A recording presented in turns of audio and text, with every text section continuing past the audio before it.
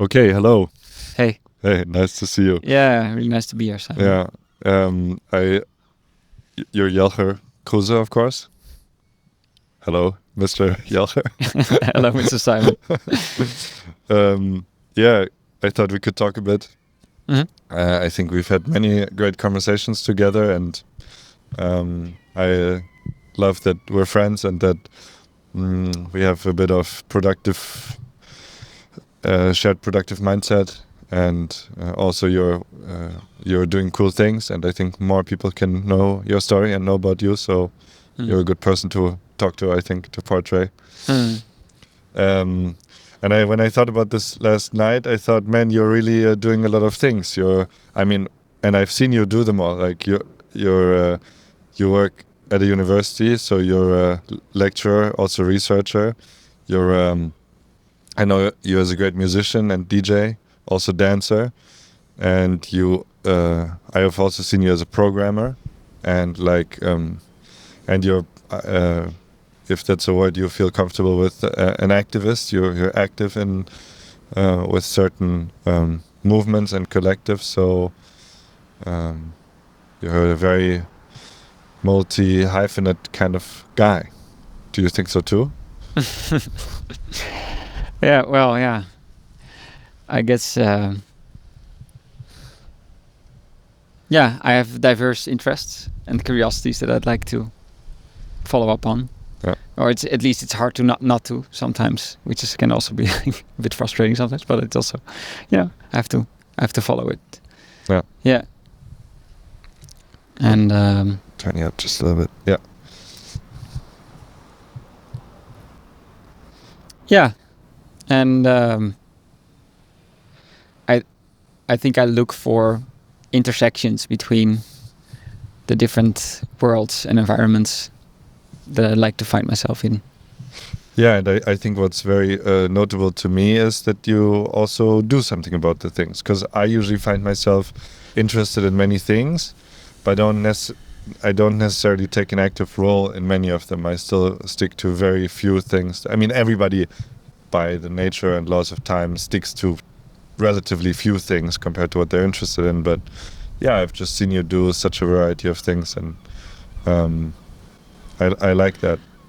And I was wondering, maybe to start off with, if you have you cultivated that intentionally, or is that something that's always been like that for you?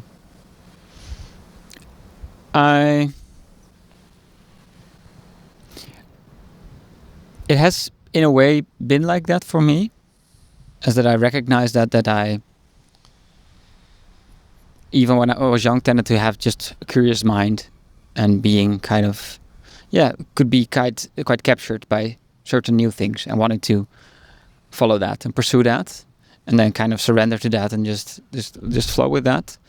And I think at some point in my life, as I was getting a bit more adult, that became also a bit difficult, that I felt like, okay, now I want to more seriously do things, and it's hard to let go of these curiosities, but how do I sort of divide my time and energy? And then I think it started to become more like an intentional search for how to integrate things. Kind of acknowledging that initially I tried to maybe I should focus on one single thing, but I just noticed that didn't really work for me. That didn't make me happy, and also, just costed more energy than it gave me, actually. Ironically, right? Yeah, ironically, yeah. So I just kind of basically gave up that, and started to explore, maybe I can integrate these different things and figure out ways in which they don't feel like as completely separate containers anymore. And how did you find those? In which roads did you go down to find these modes of integration? In which activities, in which work or whatever, did you find that things could actually integrate?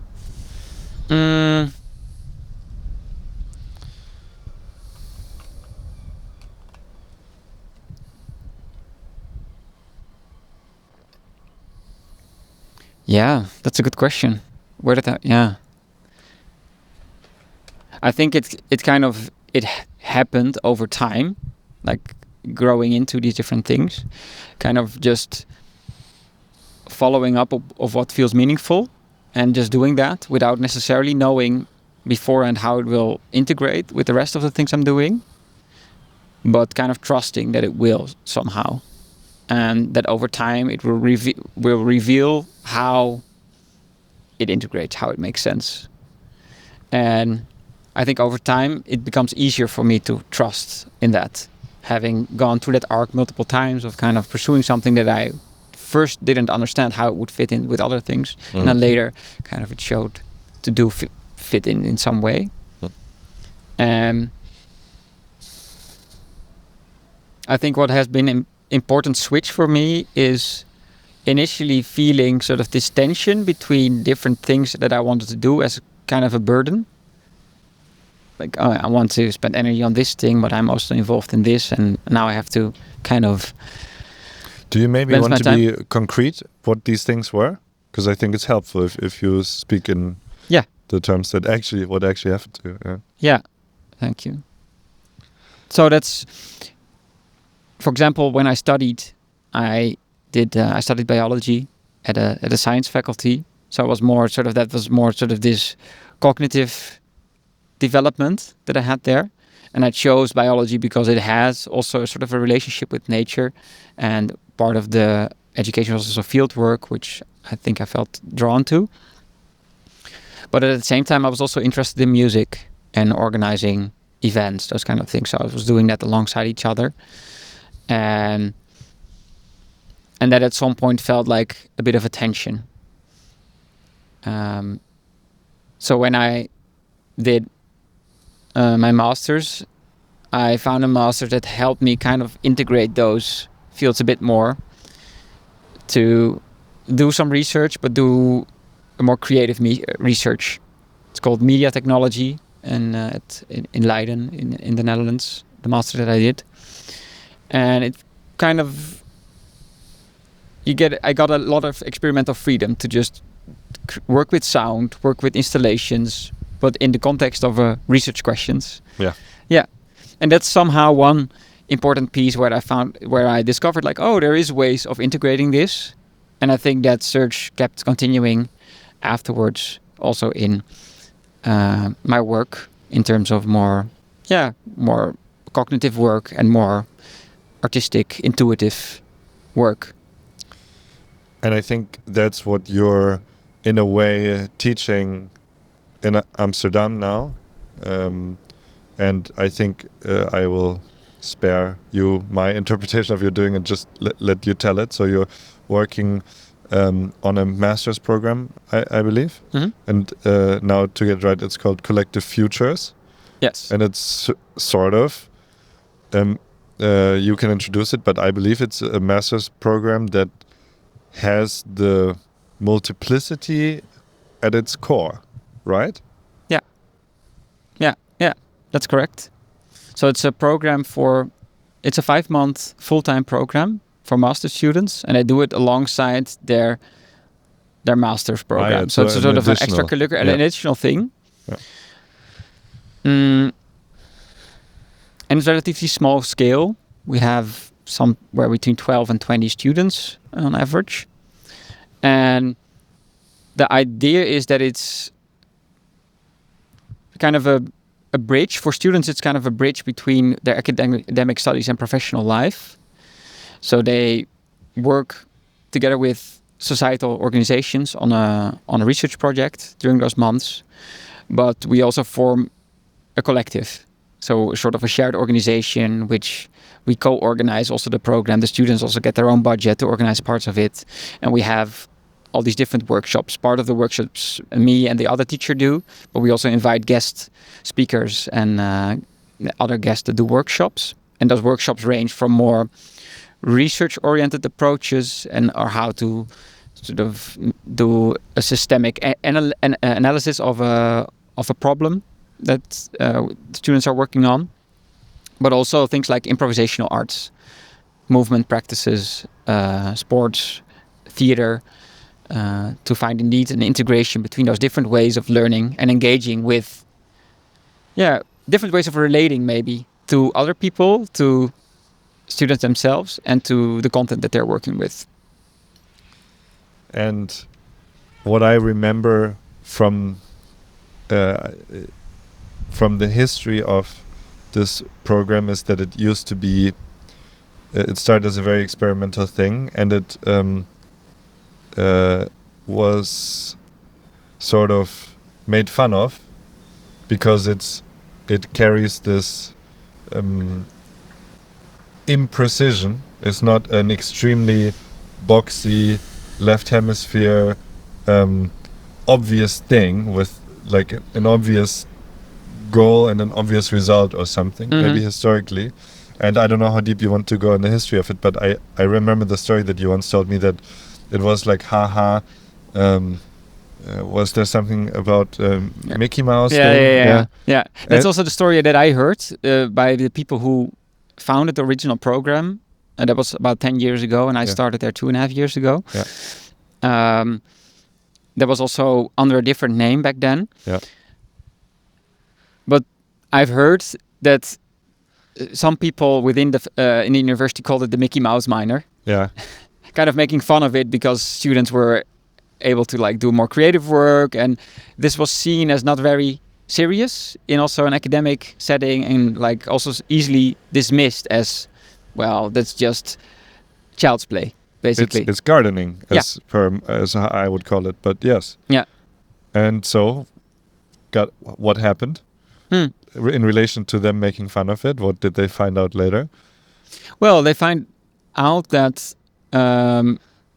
like years later, they noticed that, like about half of the students that we have, they after their masters, they will continue doing research by doing a PhD. And many people noticed that students that had done this minor, this program, and went into doing a PhD, they were generally performing very well because they were able to basically work in a group, are more in touch with their own values, their own what's important to them. So they noticed that they can generally function very well over also a longer and extended period of time in a group context. So that's interesting to notice, and this is of course anecdotal things that I know of it, but this is a generative. This to me is also a generative process with this program within the university, in how to frame it in a right way. Sort of last year we changed the name to Collective Futures, and it's constantly, for me, I have of course a certain vision for it, and I see and know the value of these more playful and intuitive forms of learning and engaging with the group and content. And I want to articulate it also in a way that others see the value of that too. It's of course okay if some people call it the Mickey Mouse minor, but I think that kind of, it's nicer if people really understand, like, oh wait, there's something in there, like something that is maybe worthwhile questioning what happens there, and can it also inform other teaching within a faculty and maybe outside of the university too, since there is such a culture of seeing cognitive learning and knowing about facts and systems as valuable, and which is very valuable and meaningful and important, and to be also critical in that. But the more intuitive and embodied forms of learning have structurally been largely overlooked. And I think that is where a lot of imagination happens, where new ideas are generally formed, where meaningful connections between students are cultivated. Yeah. And it seems to me that this is this collective, not the negative collectivist, but the positive, like collective, connective,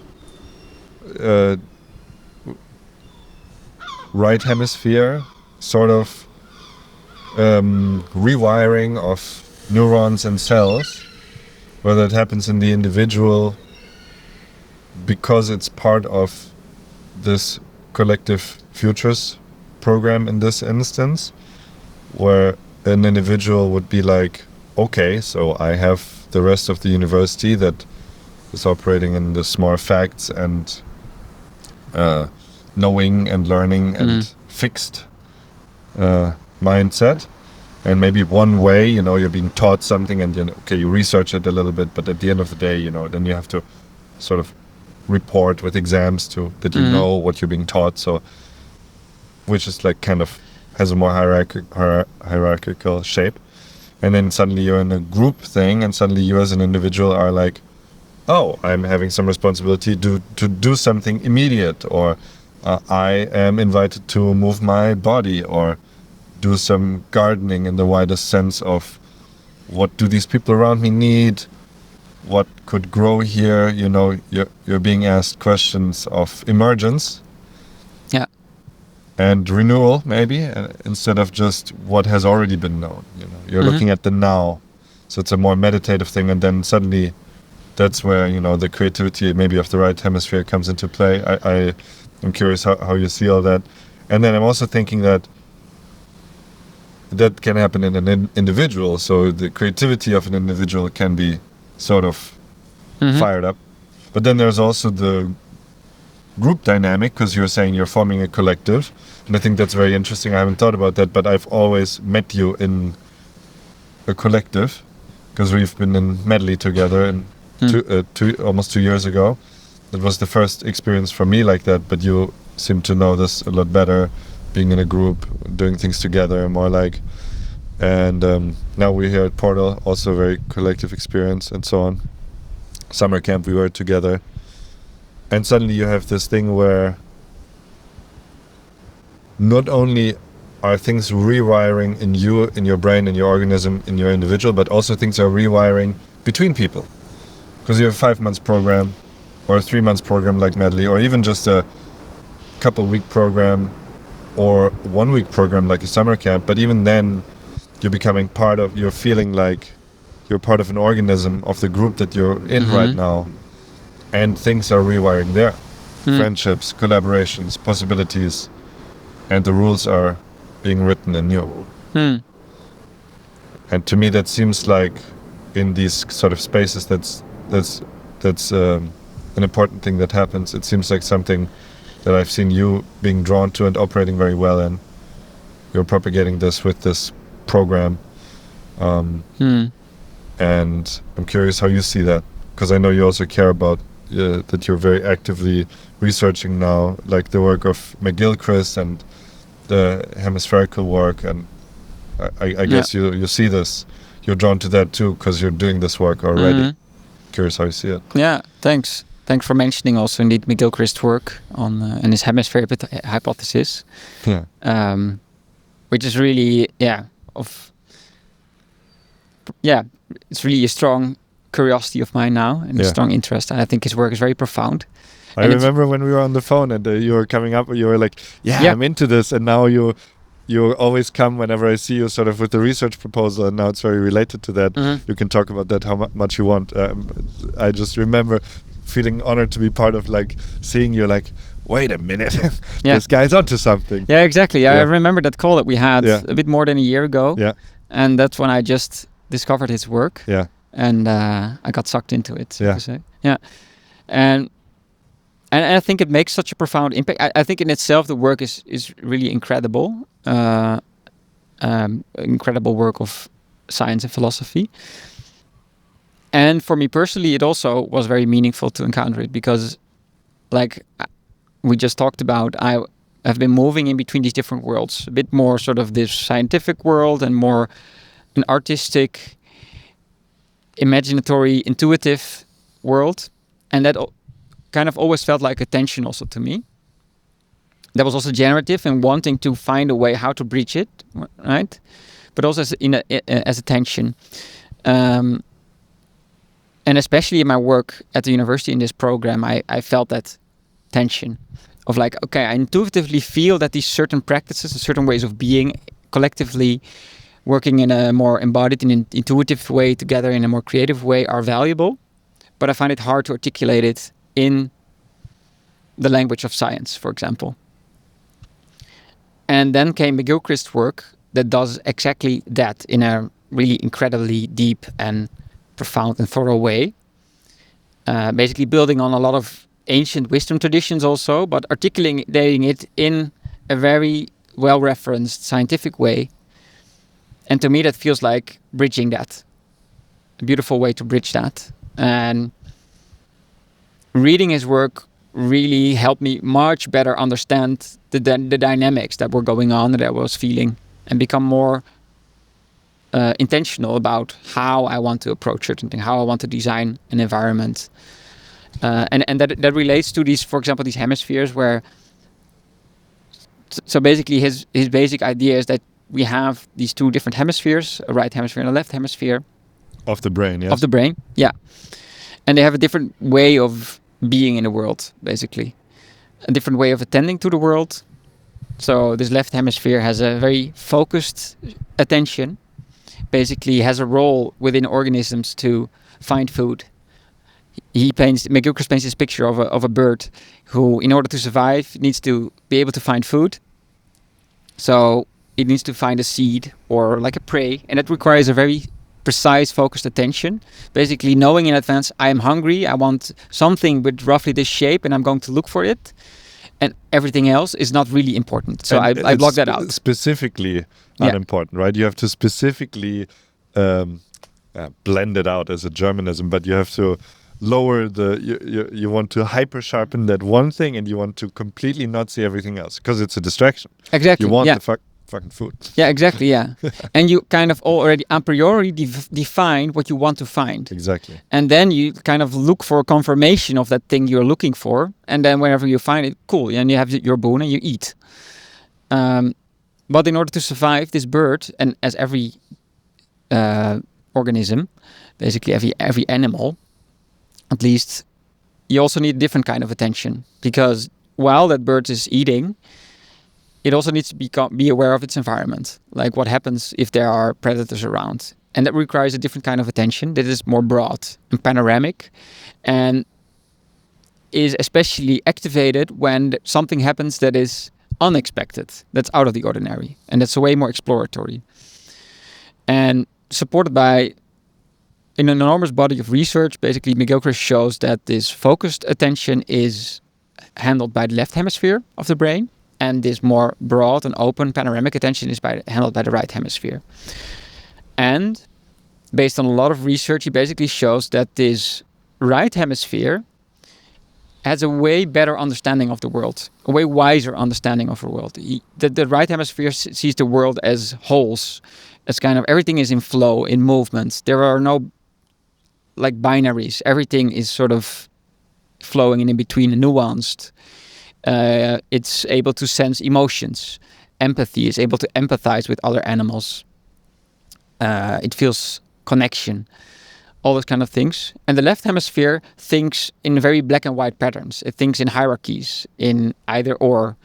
That is useful to manipulating things and to catching prey or doing something. But it is not an accurate representation of the complexity of reality that our cosmos inherently is. So Jelger Kroese argues that this right hemisphere is actually our way of connecting with, directly perceiving the reality as it comes to us.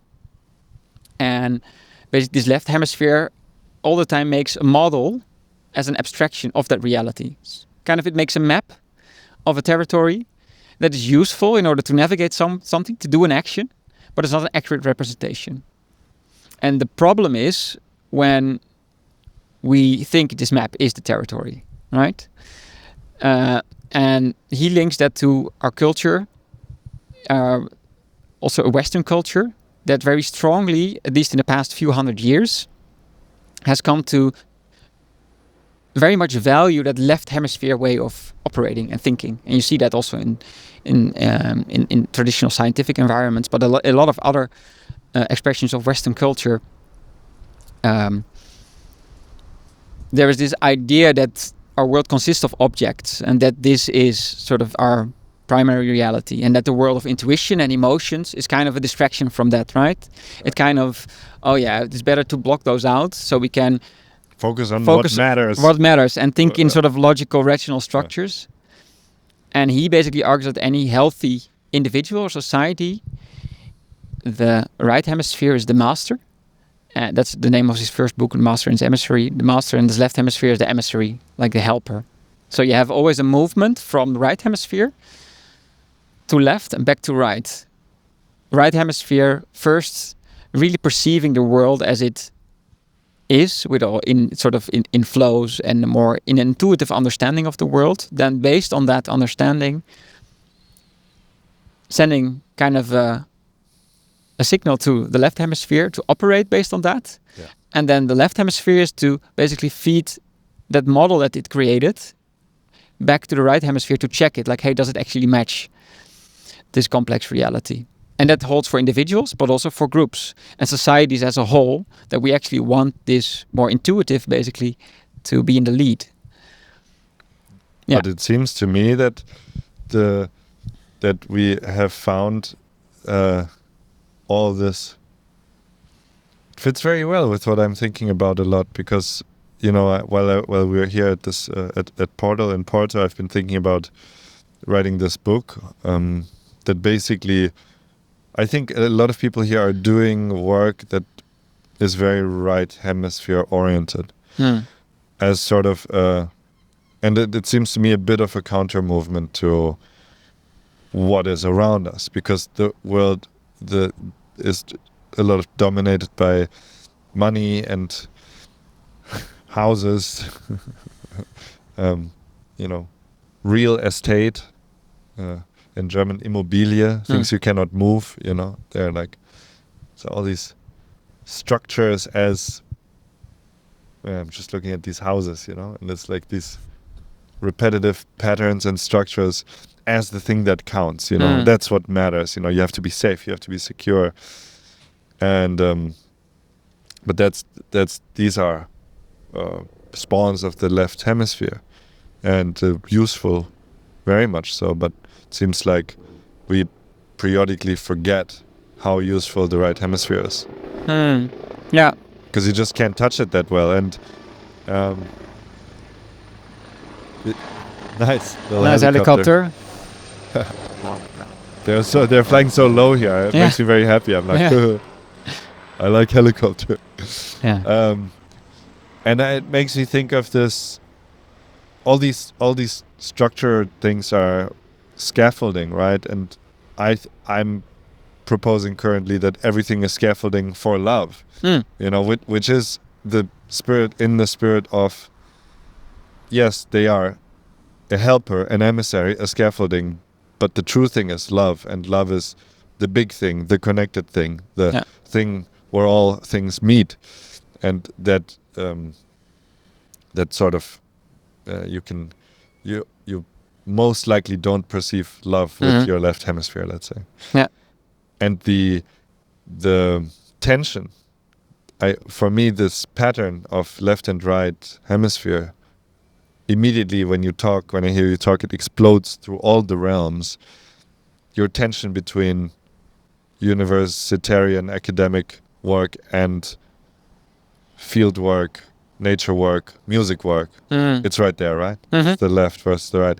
And then I just want to note that the left hemisphere is not necessarily a property of science or academia. I think, for example, academia and science is incredibly important and a beautiful practice. Yeah, for sure. And also within science, and there's, of course, in the history of science, there are beautiful examples of very famous scientists who, for example, Albert Einstein, who leaned heavily on their intuition. But it has become part of a certain way of doing the practice in science and academia, certain standards that tend to favor the left hemisphere. And I think you see that also across a lot of other cultural bubbles. And so, but yeah, I definitely encounter it within an institution like that. Exactly. And, I'm trying to paint this picture of, it's everywhere, right? This left and the right hemisphere is already represented in yin and yang. the receiving side and the creative side, and it's this. You can do Tai Chi and you will feel it in your body. The wave motions of pushing and pulling, and sort of like structuring and making, and then receiving what is there. And these circular motions, whether they're over centuries or over within a second, represent these two sides. Or you're thinking about, I thought in the past about attainment versus attunement. You're like, okay, I've got to go, I've got to eat, or let me see what's around me. If I'm fed, I can relax, I can see.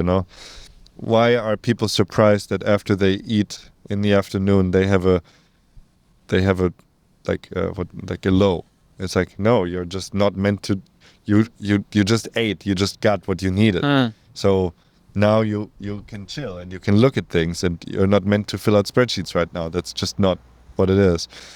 And there's gardening work of just seeing what grows, making, versus field work where you're like, okay, in these rows, and it's always the shape of the straight line and the box, and also the circular, and I just want to say it's everywhere, and it's at all scales for me, this dynamic, and it's for me natural. It's the original binary. As a student of the I Ching, also the zeros and the ones, the yins and the yangs. I mean, all our computery things are built by a great interplay of the 0 and the 1, or the yin and the yang, or the binary, or the masculine, the feminine, however you want it, or the left and the right hemisphere. For me, I don't know if I'm being reductive, but that's what my sort of, I don't know if it's the right or the left now, but whatever my perception over the years is telling me, that this pattern repeats everywhere, and repeats in small bubbles and in big bubbles.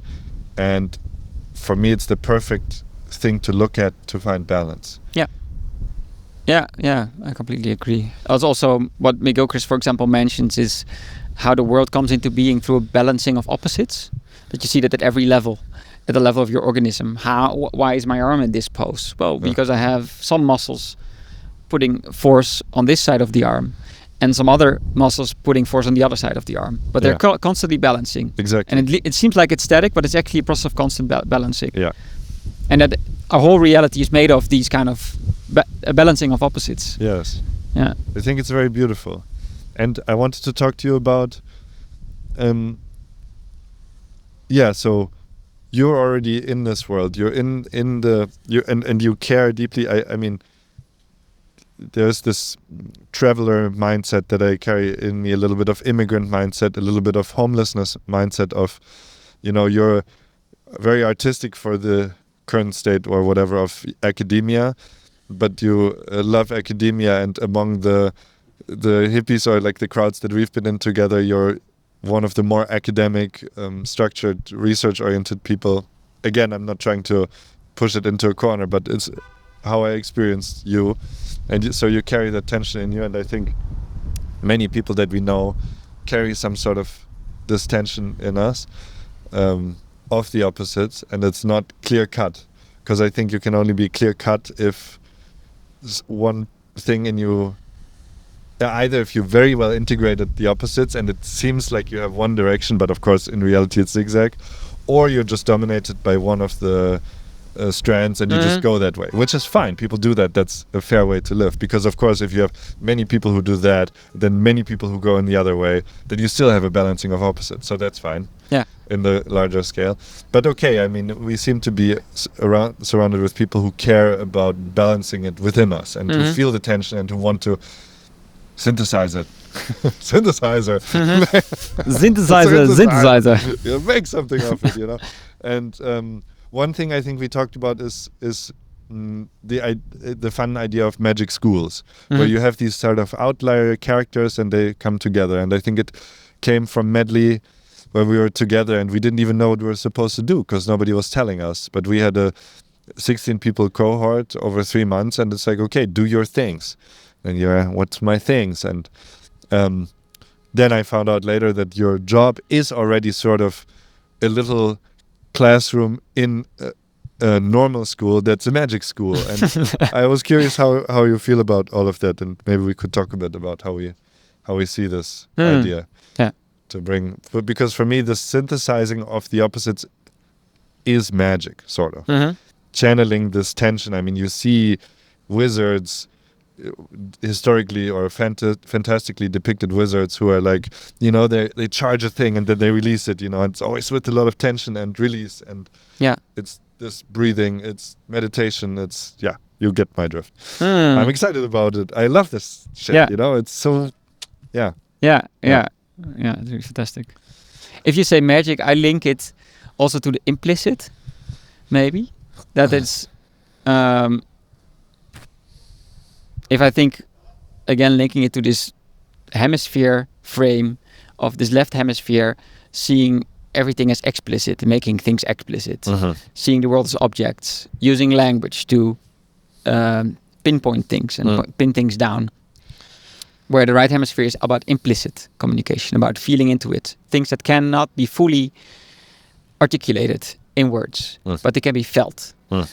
And to me, maybe this implicit domain, that is also where, to me, magic often happens. There's this kind of this, often when I have a magical experience or experience of wonder or awe, it has something to do with feeling deeply moved, but not fully being able to comprehend how or why. Yeah, that feels like a magical moment to me. So to me, that feels like thinking about magic schools or spaces where magic can happen, there needs to be space for this implicit to cultivate also an environment where we can be in the implicit and kind of trust that also at this implicit level, meaningful things can happen. For sure. And how do we make space for that implicit? Because this also reminds me of one of these other little tension zones of doing and being. You know, do your thing, but also be your thing, be you. Yeah. So how do you think we best make space, or what are potential possibilities to make space for the implicit? Seems to be about space. Seems to be, when I ask the question, I already feel like making space means hands off, shut up. Yeah. So that's what I feel. If we find ourselves in a society, in a context that is leaning towards this left hemisphere way of understanding the world, in order to cultivate sort of the inklings of this more implicit way of being together, especially with people who aren't familiar with it, it requires also kind of a safe space. So I sense that it's important to create within an institution like a university or within other societal environments. We want to create a certain space where there's enough free play possible to experiment. And I think creating that space also involves interfacing with the current realities that we live in. And to me, the articulation of what we're trying to do becomes important. So that's why, for example, McGilchrist's work feels also like such a gift to me, that it helps me better articulate what's important. And also, for example, in the language of science, like better understand myself, why is it important, but also better share it with others, right? And if we talk about, for example, science, an important value is truth, I would say, eventually, right? We do science to understand who we are, how the world works. And with McGilchrist's work... So we can love it, by the way. Exactly. That's also Exactly, yeah. So we can love it. I think it's an inherent quality of love, maybe, is to live in a way that's in alignment with how nature wants to flow. I think so. And to me, that amounts to truth. I would agree. Flowing with that, yeah. Right? Rather than having a sort of a model that not really matches the natural flow of love or any other thing that wants to happen. Because just as a quick note, that's really what happens when you're too model-driven and you apply your model to a thing where it's not applicable, and then you can't. Then it's literally like swimming upstream. And that's what people are trying to teach people through meditation, the general movement of like self-care and relaxation is like, let go. The stream is already there, swim with it, And if you're too modelly and you're trying to, that's how violence happens. You know, you're X shape, but I want you Y shape.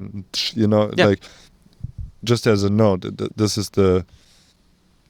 Yeah. So yeah, love like that link to truth violence. is flow with what is, and you were talking about that it's important to recognize. McGilchrist's work, for example, helps you recognize what is. Yeah, indeed, and helps also articulate that also this more intuitive and implicit understanding of the world is actually a very maybe our core means to understanding these flows, and thus to finding also truth, and beauty and goodness, and these things that are very core to what makes a meaningful life, basically, and also what it means for a flourishing society, basically, right? Yeah, and it means being then in touch with the, you know, I also wrote down in the beginning of my book, living well, the big philosophical question that we're discussing right now, and many people have asked before us and will ask after us, seems to me also scaffolding for love, you know, and the big, great love of being, just the fact that we're here has this inexplicable, also sort of implicit factor, like what's happening even, and you know, at the end, you and I are just here from love. From the love of two people, at least in a moment, and then that we were fed, not just from societal pressure, but also from the love of our mothers, and so on and so on. So, and then, you know, we forget by the models of the world that we're not here to make money or to eat, or if we are, then that's also just to keep perpetuating that love that's in us, and that we are meant to then give on and make greater. And I don't know what it leads to. I don't know what the big fucking love explosion is in the end, but you know, like I feel this at the moment that's what it's all for, sort of, just the great goodness of like love or truth or God, or I don't know what you might call it, you know, but it's this just the central thing that I don't know. No, exactly, this whatever it is, but what you can feel a loving connection with.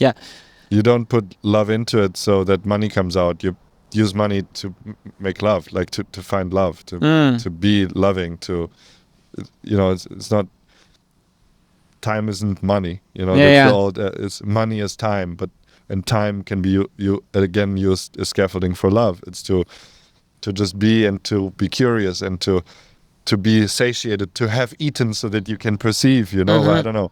I really like your framing of scaffolding for love. It feels almost like these spaces that we were talking about, that this to me, maybe this is the scaffolding, is kind of using the scaffolding to create this container or this space, and that requires scaffolding.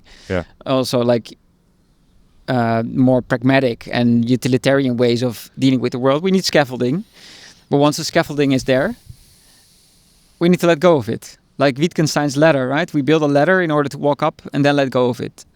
That is reminds me, the scaffolding that you're using, it reminds me of that. And to be basically have that container, and then once we can let go of the scaffolding, we can be fully present with love, maybe. Fully attend to it. We don't have to attend to the scaffold anymore, because we can be fully present with love.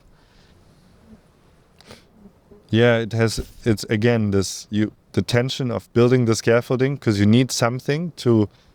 There's nothing to interact with in just full emptiness or whatever. So you need a wall, you need a house, you need a circle you draw. It's also the nature of play. I was a bad academic, bad whatever, right? But like the one research project I did, the one paper that I wrote was about on play. I wrote on esports. Gaming interested me at the time, but my prof told me, and also get into the basics of play. And there was like Heusinger, and I don't know if you know, this is some great stuff. I don't know, Homo Ludens, and it's basically, you know, we got to put a put a circle up on the ground that demarcates the play area and the non-play area. And that's scaffolding for play, for love. Play is love, obviously. And then it's like what we did here. It's like, okay, we need the mics, we need the cam. Are we sitting well? It's all good. And it's a bit of tension. It's like, is it right? Is it right?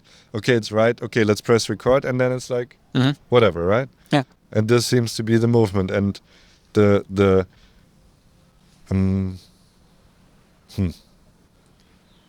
Yeah.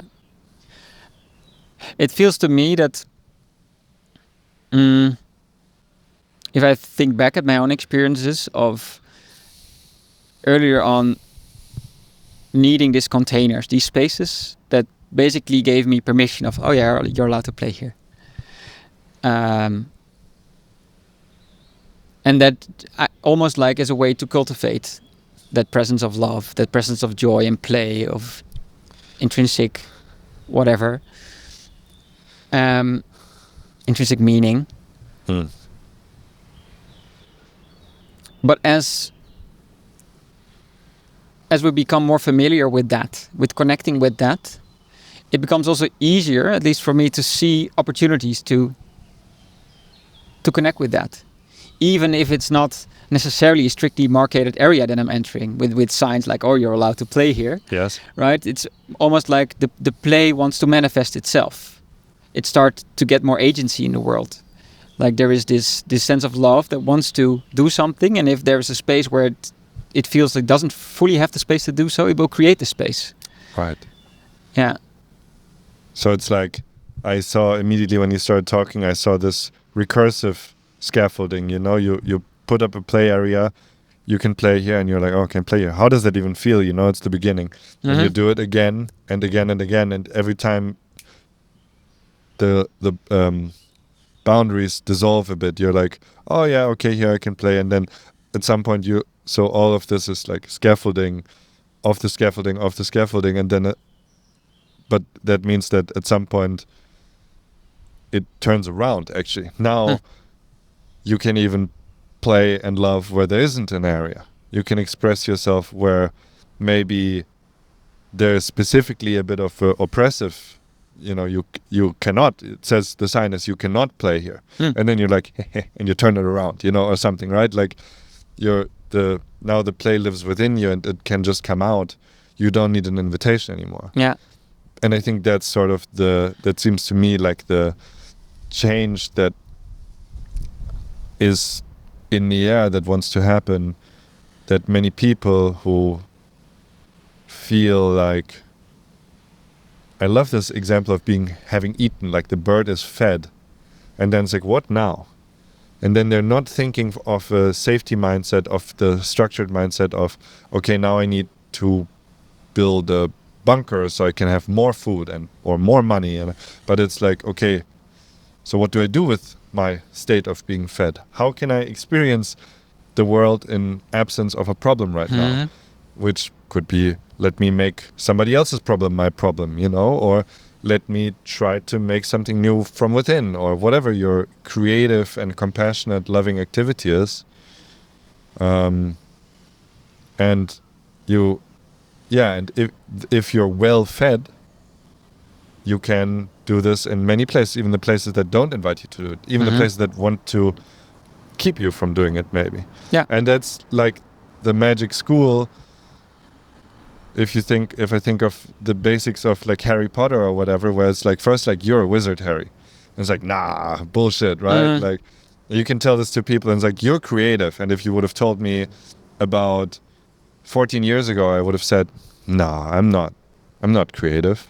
This was literally a thing I had. I'm not creative. And it's like, you're meant to live for love. And it's like, nah. Yeah. Ah, man, you got the wrong guy, you know. No, you are. You're a wizard. You're creative. You've got gifts, you know. Come, go here. We'll let you do it. And it's almost like if I was thrown into Medley, then a purely hands-off sort of thing, I would have been like, I don't feel comfortable here. Yeah. So it's almost like, first you need to be propped up a bit, and then you can let be let go, then it goes by itself, and then you have this strong love and magic in you that then you can even push other boulders. I don't know. It fascinates me. Yeah. You really need to learn to perceive, I think, those opportunities for play or the value of these implicit things that are happening. If you can't perceive it, you're like, oh yeah, whatever. And that's why I think what you're doing is so important with the Collective Futures program, because you're in university, and even if you're not thinking much about this collective spirit or magic or play or creativity, you're like, oh, what's this? I mean, and if the spark is in you, you will probably say, oh, this looks fun. Mm-hmm. Then you come from the traditional school, suddenly you stumble into a magic school, and you have like Jelger there, and it's like, so guys, what shall we do? And you're like, what do you mean, what shall we do? You tell us what we should do. It's like, yeah, I'll tell you a little bit, but then you'll have your own budget and you need to decide yourself. Mm-hmm. That's why when I realized that that's what you're doing, I was like, holy shit, that's so great. Because it's not an isolated, like, you have to already been through the ringer. It's like a very institutionalized and place, and I guess we need much more of that or something, and I wonder how. Yeah, it's a good question. First, because I think this is an interesting question, and I also still wanted to respond to what you were earlier saying about these about these gardens, or no, I framed it as garden myself, but these spaces that allow us to play and maybe connect with love, and maybe initially needing sort of these spaces for I have permission to do it, and then it feels sometimes maybe like, oh, I need to wait until I find the right context in order to be playful, in order to be in a garden. Where when I don't have a garden, maybe I have to wait until the garden comes. But in my experience, as we become more familiar with gardening, with being in that place, it's more about, in every basically opportunity, it's kind of, oh, if I don't feel a garden here, I'm making one. I'm going to create it. And that especially because you also mentioned sort of this tension sometimes in environments where that doesn't naturally seem to happen. It feels to me like also even that is maybe a necessary component, this friction, this certain level of tension for creativity, for kind of, that feels like invigorating, like, oh, if there's no garden here, it wants to grow. It calls here something, and it really awakens even more that spirit of, oh, I want to do something here. Rather than waiting to find the perfect context to be in a lush garden. No, I'm going to look for context where maybe there can be more gardens, more free growth, more free play. Cracks in the concrete. Yeah. And that, to me, that feels also generative about my exploration with Collective Futures within an institution, to also examine what is possible there. And also to say, like, it also just feel to me, I was at a certain time and place 2.5 years ago that I started in this position, and that it also felt like certain things were aligned that gave me and the others that I'm working with also the space to change things and to experiment with things. So I'm also very grateful for that. But it's felt to me at that moment like, oh, this system, it's open enough for trying out something new, and let's flow with that. Let's see where it wants to go. And of course, with working within an institution, you also have certain limits. So you have to work, it needs to fit also within that context. But to me, so far, it's an interesting exploration of what is possible within those limits. And can I prototype and play around with certain spaces within such an institution, and how can I share it with others? Can I make it in a way that others feel also inspired by it and might want to try some of these things themselves? That is, what I hope, at least. Yeah. I think that's usually classified as extremely inspirational if you build something that can be represented as sort of a flower in the concrete, a thing against the odds. I think that's a story that people like, and that rings true with people. That's like, yes, sometimes it's like revolutionary and against all odds and but also just the soft thing of like, oh, here's already a thing, huh? How can we play with it? How can we make something of it? Yeah, and I I see this, like, at least in being in a space like this, in Portal, in other places that I meet, that I see many people experimenting with this in different ways, in different contexts. So I also feel like there is also a moment in our time where at least some group of people feels like, oh, something can change here at this level. And yeah, also just to say that I think there are many initiatives and many people experimenting with similar things. And to me, it feels like maybe a kind of a shared energy that we feel that wants to manifest. Yeah. And we all have grown into a different context in our life for whatever reason. Like, we are born in a certain place and time. And, you know, from the context that we find ourselves in, what can we do with that energy from there, right?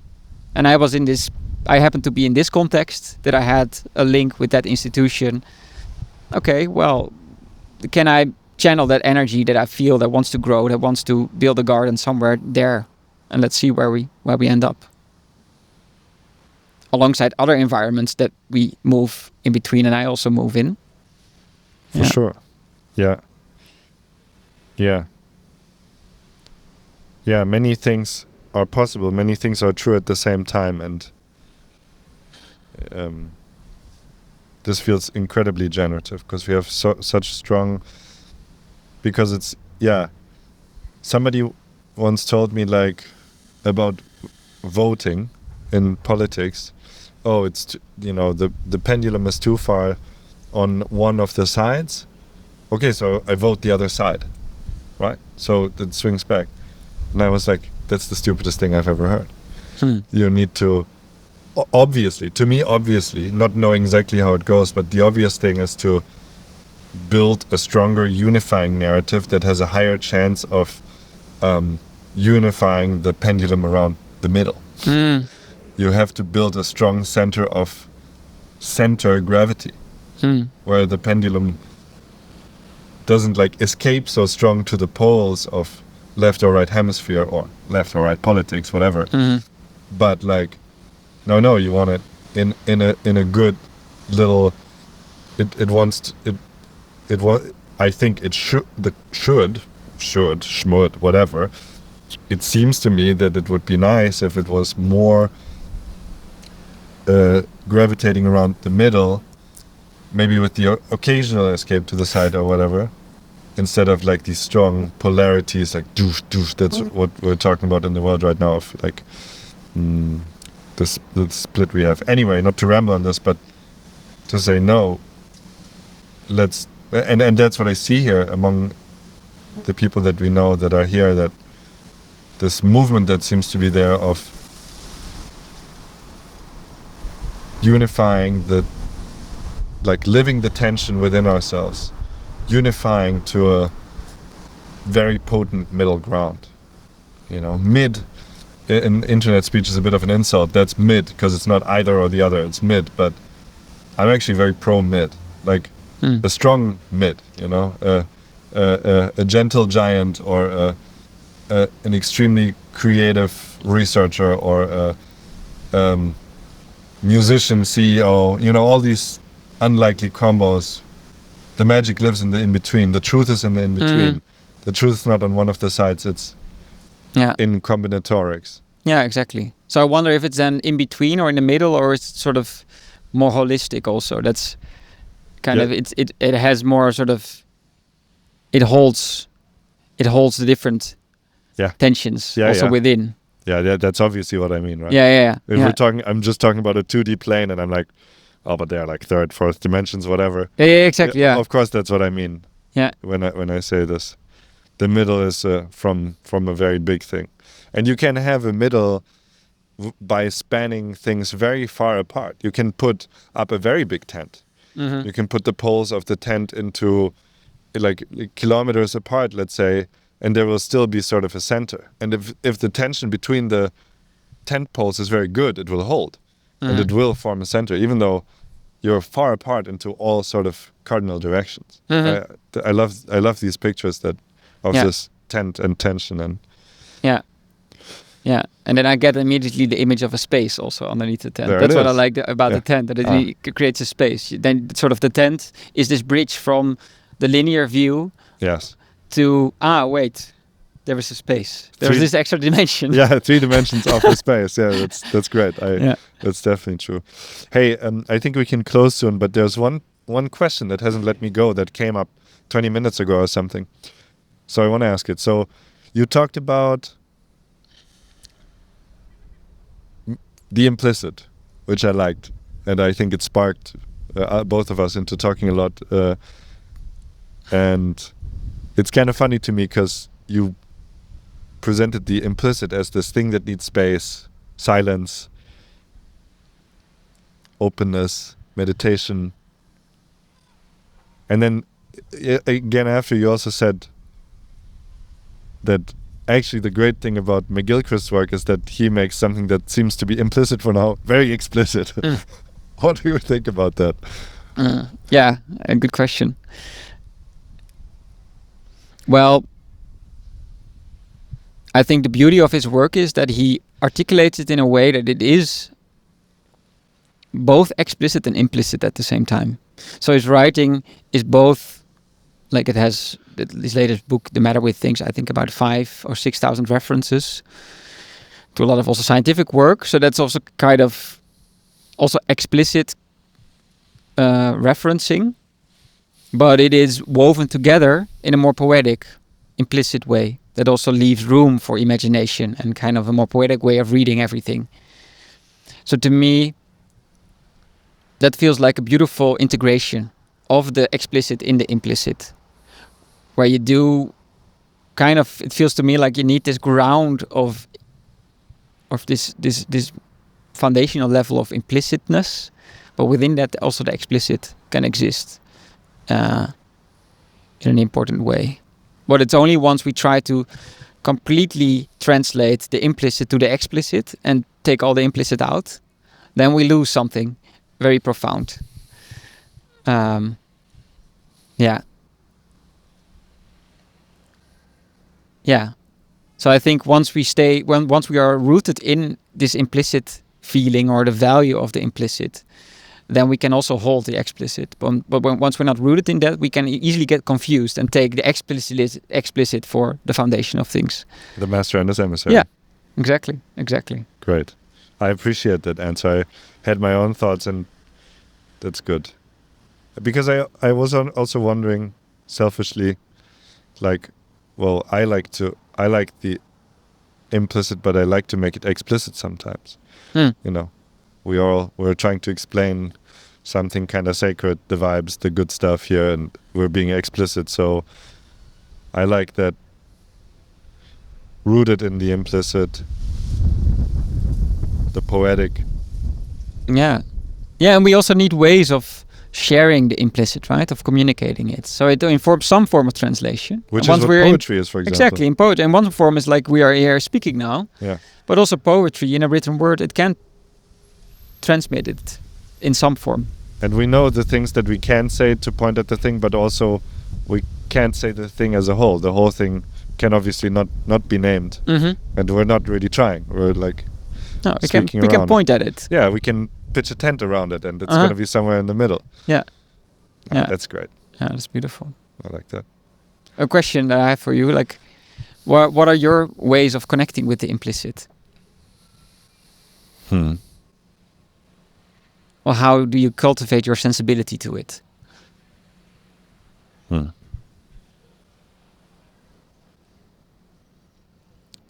It's a great question. Wow.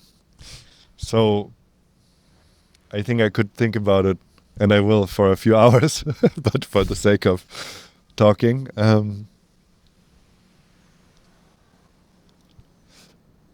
you know, one thing I think about when you ask me that is people. Like what exactly the practice where we find ourselves in right now.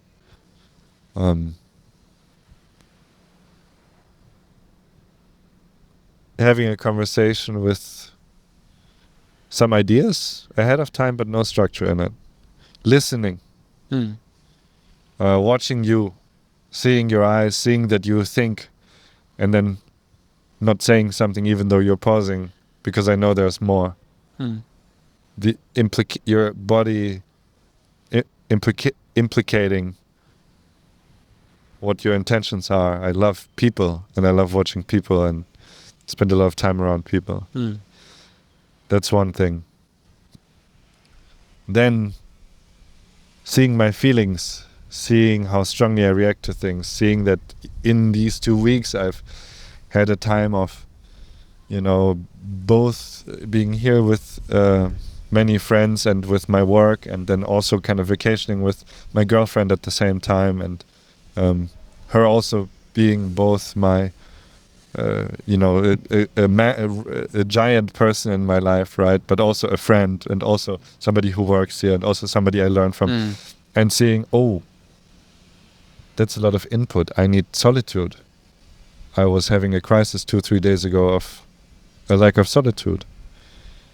So I'm alone a lot, and I really like that. And it's something I will have to account for when when we move in together, and when we, start being, let's say, full-time couple, and maybe start a family and so on, that I have to cultivate my garden of implicitness in not only my work, my field work, not only my creative work, but that I need to be alone.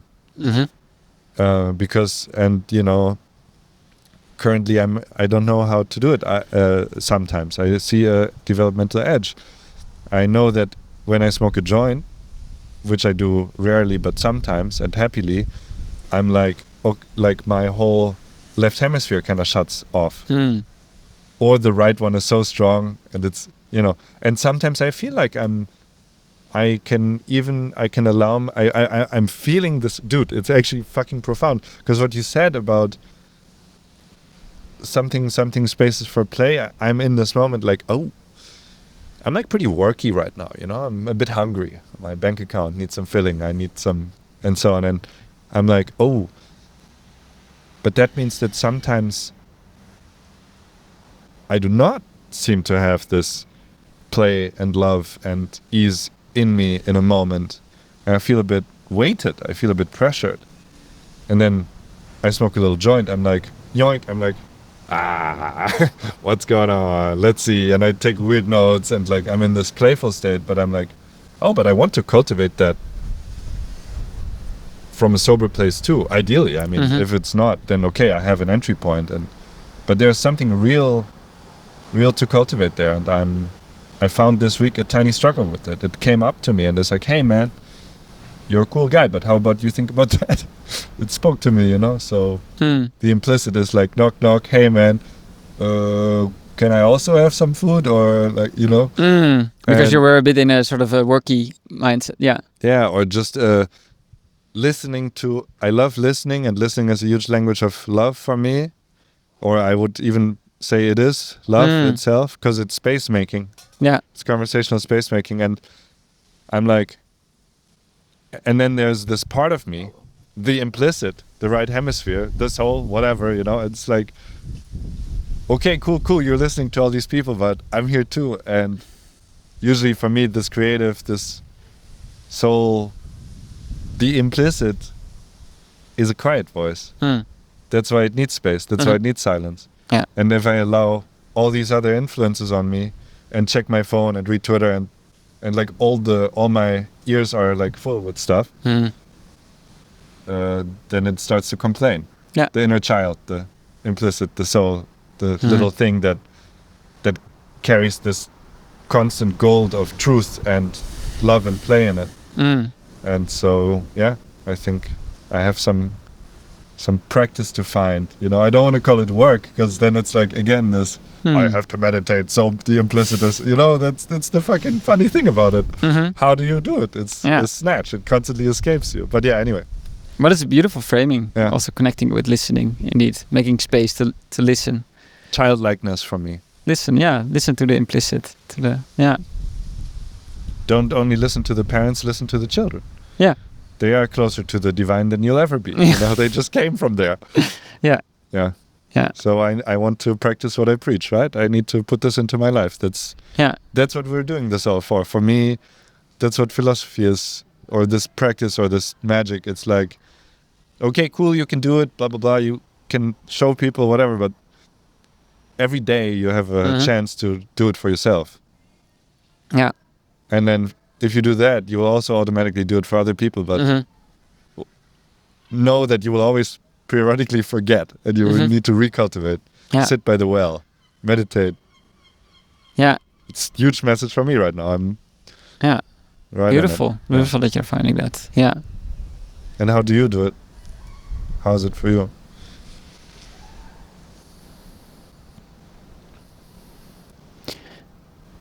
Listening also. Yeah.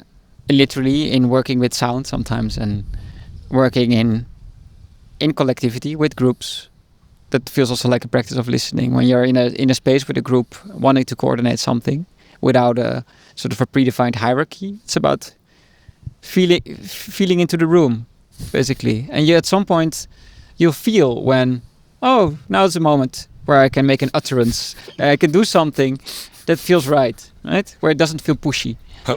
You're so great at that. I remember many situations. Yes. Yeah, and you know, it's to me, so that's an important practice in working in groups. And also the body, to me, feels very much connected with the implicit. Is the body is very important to me, through movement, through attending to my inner sensations and feelings.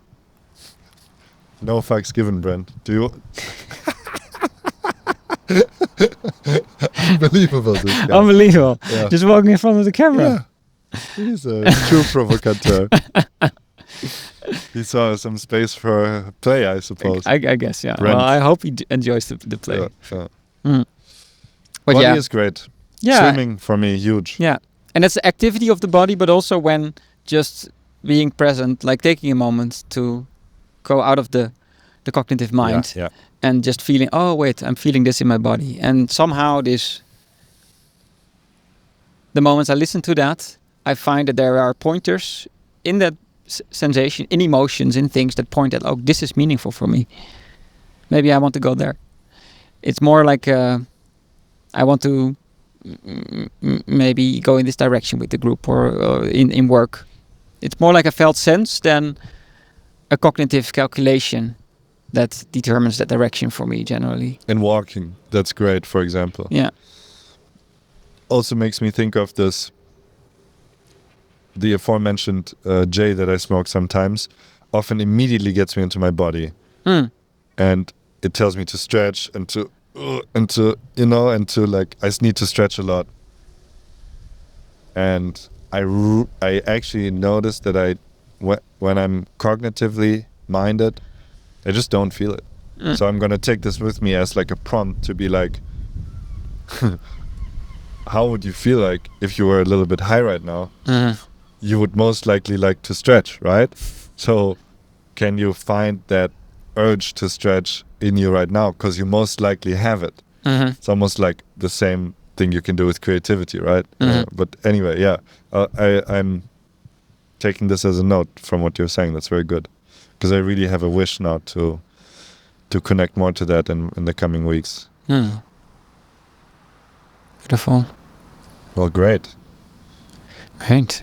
Thanks for this nice conversation. Yeah, thank you so much. Really wonderful. Yeah.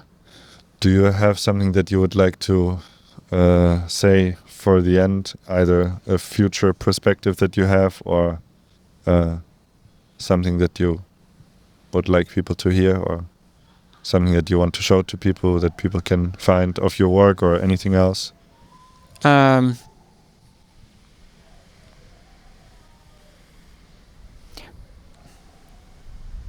There's still one thought relating to what we just were speaking about. Yeah, I thought I'm going to share, but yeah. Sure. What is interesting for me currently is to attend to those moments of transition. Like, we all have to sometimes be in a place where we are more scaffolding, right? But when do we transition back to being in the presence of love and becoming better at recognizing those moments? I think feels like an interesting practice for me, to become more comfortable in navigating that transition, because it's often, and I link it to McGilchrist's work, I really have the feeling that I can feel what happens there, because he describes his left and right hemisphere as basically what many researchers in neuroscience also describe, working with sort of left hemisphere, right hemisphere differences, that they are kind of two minds that we have in ourselves with their own kind of will almost. It's very weird.